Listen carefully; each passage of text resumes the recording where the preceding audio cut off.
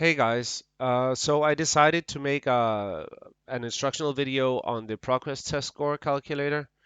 What I've done is that I have divided the test into its different parts. So reading, grammar, vocab, listening, and writing. Over here you have the correct answers that the student has given, and here you have the possible answers. I know on yours it says total here, but I've changed it to possible because we also have total down here, right? And it's a bit confusing. So you can change this to possible if it makes it easier for you. Possible, what I mean by possible is the total number of reading questions, the total number of writing questions, vocab questions, listening questions, and writing points available. Okay, so what you have to do over here is to plot in the correct answers that the students have given. Okay, so let's say this student has 3 points. This over here changes to 75, and that's because that is a potential score of the reading part. Okay, so if we change it back to 2, it goes back to 50%, like so. It's the same all the way down. You might have noticed that when I did it, the total also changed. Let me do it again. This changes, and this changes.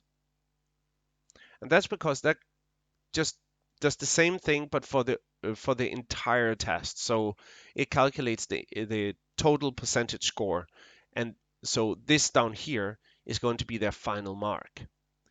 This up here is just if you want to know how a student or a class is doing in a specific area of the test. It could also be used for me to improve my tests if I can see, okay, this part was way too difficult for everyone. Okay, now Um, I'm going to give a bit of an example on how to use this. So what you have to do is you have to count all of the available. Sorry, I just had a message and that was really loud. Um, you have to count the all of the reading questions. So let's say in this test there are 16 reading questions. There are 14 grammar questions. There are 17 vocab questions. There are 12 listening questions.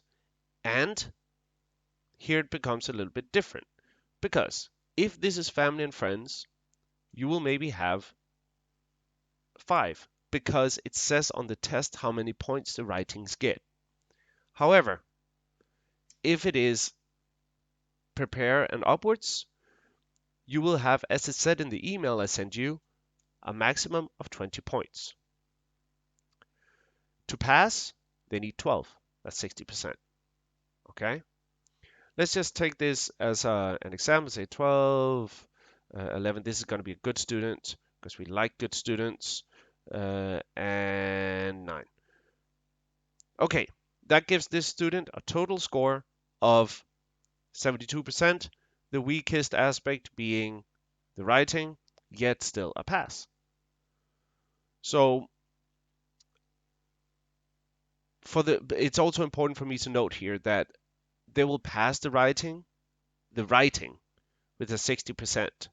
However, the final score should be higher than 60 for them to pass, I feel. But we can talk about that at the meeting.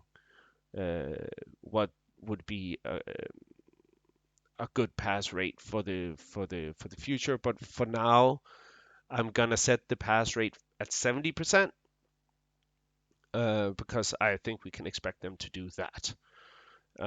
If you agree tremendously, let me know and hear about it. And yeah, it's not set in stone.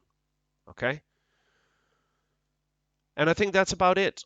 If you have any further questions, let me know. And yeah, see you tomorrow or whenever you hear this. I'll see you whenever I see you.